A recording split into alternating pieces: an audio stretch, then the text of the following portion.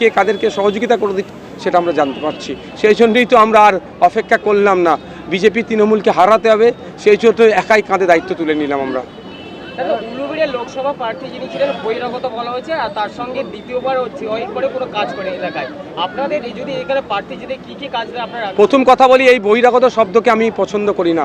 আমরা ভারতীয়, লোকসভা নির্বাচন হচ্ছে ভারতবর্ষের যে কোনো প্রান্তের মানুষ অন্য প্রান্তে গিয়ে নির্বাচন অংশগ্রহণ করতে পারে।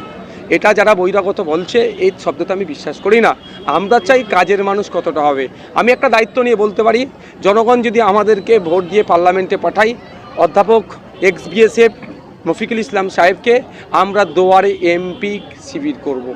এমপি ভোটের সময় যেমন মানুষের দুয়ারে দুয়ারে যায়, 5 বছর সে মানুষের দুয়ারে যাবে। পাশে আমাদের তমলুক লোকসভা থেকে আমরা প্রার্থী আছে আমাদের মহিউদ্দিন মাই ভাই, একইভাবে যেখানে 17টা জায়গা থেকে জায়গা থেকে মানুষ আমাদেরকে পার্লামেন্টে পাঠাবে, এমপির রেকমেন্ডেশনের জন্য, এমপিকে পাওয়ার জন্য এমপির বাড়ি যেতে হবে না, এমপি অফিসে যেতে হবে না, মানুষের দুয়ারে চলে যাবে, তার আমরা ব্যবস্থা করে দেবো। আর কি কাজের কথা বলছেন? যে সমস্যাগুলো আছে সেইগুলো সমাধানের জন্য পার্লামেন্টে সোচ্চার হব। আর বছরে 5 বছরে 25 কোটি টাকা আসে, কাটমানিতে দূরের কথা, আরও বেশি কিভাবে লড়াই করে যেই দেশের শাসন ব্যবস্থা যার হাতে থাকুক না কেন সেখান থেকে বার করে নিয়ে এসে উলুবেড়িয়াবাসীর জন্য কাটমানি মুক্ত খরচ আমরা করব। দেখুন, সেটা আমরা শুনলাম, আমি আস্তে আস্তে শুনলাম এটা হয়েছে। কোর্টকে যারা অবজ্ঞা করবে, যারা কোর্টকে মান্যতা দেবে না, কনসার্ট ডিপার্টমেন্ট যাদেরকে নির্দেশিকা দিয়েছে, অর্থাৎ প্রশাসনের বন্ধুরা ঠিকঠাক যদি না কাজ করে, কোর্টের মাধ্যমে এটা সমাধান হবে। আমরা কোর্টের উদ্যোগে যাব না। কেউ যদি আইন হাতে তুলে নেয়, আমরাও নিজেরা আইন হাতে তুলে নেবে, কাজ আমরা করব না। তবে কোর্টের নির্দেশিকার বাইরে কেউ নয়, এটা মাথায় থাকা যেন দরকার। কোর্টের নির্দেশে এখন কিন্তু কেজরিওয়ালজি রাজ্যের মুখ্যমন্ত্রী জেলে আছে, কোর্টের নির্দেশেই কিন্তু ঝাড়খণ্ডের মুখ্যমন্ত্রী জেলে আছে, এটা মাথায় রাখা দরকার। কোর্টের নির্দেশে বর্তমান এই প্রাক্তন শিক্ষামন্ত্রী রাজ্যের সেও জেলে আছে। এরা যারা চুনোপুরি যদি মনে করে কোর্টের নির্দেশকে উপেক্ষা করব, আজকে পুলিশ আছে, দল পাশে আছে, অমুক জন দেখে নেবে, একটু সন্দেশখালির দিকে তাকাক।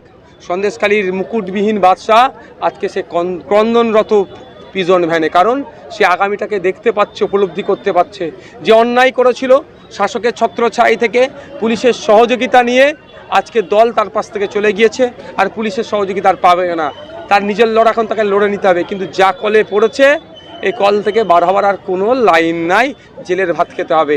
চন্দ্রপুর শুধু নয়, সারা রাজ্যে যেভাবে অন্যায় করছে, প্রশাসনকে কাজে লাগিয়ে ভাবছে শাসকের তকমাকে মাথায় সেটে, সময়ের সাথে সাথে কিন্তু শাসক হাত তুলে নেবে, এদের জবাব এদেরকে দিতে হবে।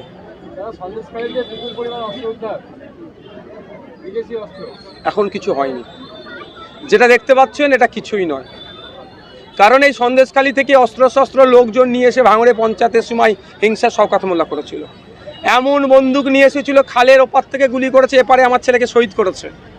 খালের ওপার থেকে গুলি করেছে, এপারে আমার ছেলের পায়ে লেগে পা কেটে বাদ দিতে হয়েছে। সেটা কি বন্দুক তাদের কাছে ছিল? সব শওকত মোল্লা ওই শাহজাহান শেখেদেরকে ভাড়া করে নিয়ে এসেছিল। তদন্ত চলুক, আগামী দিনে শওকত মোল্লাকে হেফাজতে নিয়ে যদি কোশ্চেন করা হয়, তাহলে আরও বড় বড়, ছোট বন্দুক দেখলাম, আমাদের বড় বড় বন্দুক হতো, রেঞ্জও বেশি, সেটা হয়তো আসতে পারে। দাদা, লোকসভা নির্বাচনের আগে যে রাজ্যে যে 26,000 শিক্ষক যে চাকরি গেল, কি দেখছেন? মমতা ব্যানার্জির ব্যর্থতা, এই রাজ্য সরকারের অস্বচ্ছতা, অপরিচ্ছন্নতার ফলে আজকে 26,000 ছেলে মেয়ের চাকরি থেকে বাতিল হলো।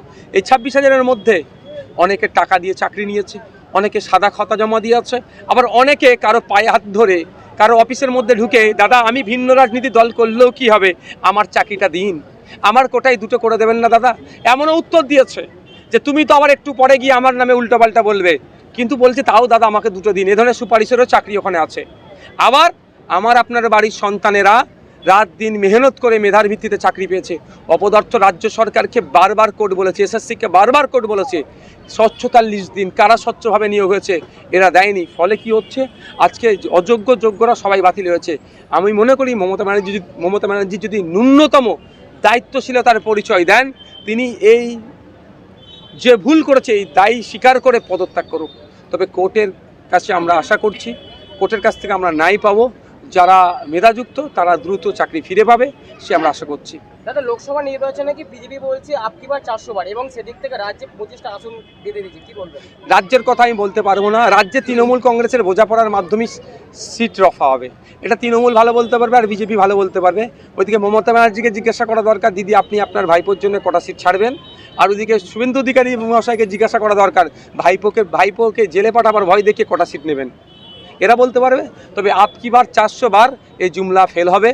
যেমনভাবে ফেল করেছেন ওনারা, বছরে 2 কোটি চাকরি দেব, বিদেশ থেকে কালো টাকা ফিরিয়ে নিয়ে এসে 15 লক্ষ টাকা দেব, টাকার ডলারের ওপরে যাবে গুণগত মান, কিন্তু দুঃখের বিষয় সবটাই ফলস হয়েছে। ঠিক আপকি বার 400 পারটাও বুমেরাং হবে। বিজেপি সারা দেশে এবং পশ্চিমবাংলায় মুখ থুবড়ে পড়বে। পশ্চিমবাংলা যদি একটু শক্তিশালী হয় সেটা মমতা ব্যানার্জির সৌজন্যতার জন্য হবে, অর্থাৎ মমতা ব্যানার্জির সহযোগিতার জন্য। চন্দ্রপুর সন্দেশখালীর জায়গায় যাচ্ছে, ওখানে মহিলাদের দাবি ছিল যে রাত্রিতে তৃণমূল নেতারা ডাকছেন চোরাই মদ ত্যাগ করার জন্য এবং তাতে তাদের সঙ্গে অশ্লীল ব্যবহার করতেন, সেটা আপনারা বলা সম্ভব নয়। তো তার পরিপ্রেক্ষিতেই তারা যখন প্রতিবাদ করে তাদেরকে মারধর করে তাড়িয়ে দেওয়া হয়। কোর্টের রায়ে 4 বছর পরে তারা এলাকায় ঢুকলেন, 24 ঘন্টা না কাটতে কাটতে ফের তাদের বার করে দেওয়া হয়। পুলিশ প্রশাসন নীরব দর্শক হয়ে দাঁড়িয়ে রয়েছে, কি বলবেন? সন্দেশকালীন মেয়েরা যেভাবে অত্যাচারিত হয়েছিল, আমি কিন্তু একটা কথা বলেছিলাম, শুধুমাত্র সন্দেশকালী নয়, রাজ্যের আরও 5টা জায়গায় খুঁজলে দেখা যাবে এই ধরনের অত্যাচারিত হচ্ছে মা বোনেরা। তো আপনি যে কথা বললেন তো মানে ভয়ঙ্কর তথ্য দিলেন। মদে প্যাকেট করানো হতো, ওখানে পিঠে তৈরি করতে বলতো, আর অশ্লীল কাজকর্ম করার চেষ্টা হতো বা করতো জোর করে বাই প্রেশার। এখানে মদ তৈরি করতো, সাথে সাথে এটা করতো। যারা করতো তাদের নামগুলোতে আগামী দিনে আশা করবো মা বোনেদের কাছে মিডিয়ার মাধ্যমে বলবো, তাদের বাড়ির পুরুষ সদস্যদের বলবো, আপনারা সেই মা বোনেদেরকে মুখে নিয়ে জেনে তাদের নামগুলো কমপ্লেন করুন। আমরা প্রয়োজনে তাদের হয়ে মা বোনেদের হয়ে আইনি লড়াই করব। আর প্রশাসন যেভাবে নীরব দর্শকের ভূমিকা পালন করছেন, এতে কিন্তু কনসার্ন ডিপার্টমেন্টাল যিনারা আছেন, ওসি, আইসি বা এসপি যারা আছেন, তাদেরকে কিন্তু জবাব দিতে হবে। তারা যদি মনে করে এখানে পিছিয়ে বর্গের মানুষেরা আছে, দলিত ওখানে আছে বেশি, ওখানে মুসলিম আছে বেশি, এদের মধ্যে লড়াই করে এরা মরুক, আমরা মজা দেখব, এর জবাব কিন্তু নওশাদ সিদ্দিকী আইএসএফ আগামী দিন ওই অফিসারদের কাছ থেকে নেবে। বিধায়ক নির্মল মাঝি সেই সময় বলেছেন যে ওরা সন্ত্রাসবাদী, ওরা আতঙ্কবাদী, ওরা এলাকায় এসে অশান্তি ছড়ায় এবং বম পিস্তল দিয়ে ঘোরে। আমি অশান্তি চাই না, তাই পুলিশের কাছে অনুরোধ করবো যাতে ওরা না ঢোকে। সেই কারণে 24 ঘন্টা না কাটতে কাটতে বেরিয়ে পড়বে। ওই যে একজন দায়িত্বশীল বিধায়কের পরিচয় হলো, দায়িত্বকাণ্ডহীন বক্তব্য তো দেওয়া হলো। উনি একজন জনপ্রতিনিধি, পশ্চিমবাংলা 294-এর মধ্যে উনি একজন, ভাবতে আমাকে লজ্জা লাগছে। আমিও তো একজন আইনসভার সদস্য, উনি একজন আইনসভার সদস্য। ওনার তো কাজ হবে, কথা হবে গঠনমূলক কথা। কেউ যদি গুলি পিস্তল নিয়ে ঘোরে, তার কাজে পুলিশের কাজ হবে তাকে অ্যারেস্ট করে ইনভেস্টিগেশন করে তাকে শাস্তি দিক, তা না করে তো ঢুকতে দেবে না। মানে উনি তো একটা পাড়ার গুন্ডামস্তানদের মতো কথা বললেন। নির্মল মাঝি মহাশয়কে বলবো, সবার দিন কিন্তু এক যায়নি। দেখে নিন শাহজাহান শেখকে, অলিখিত সম্রাট ছিল কোনকারের, ওনার যদি অবস্থা হয়।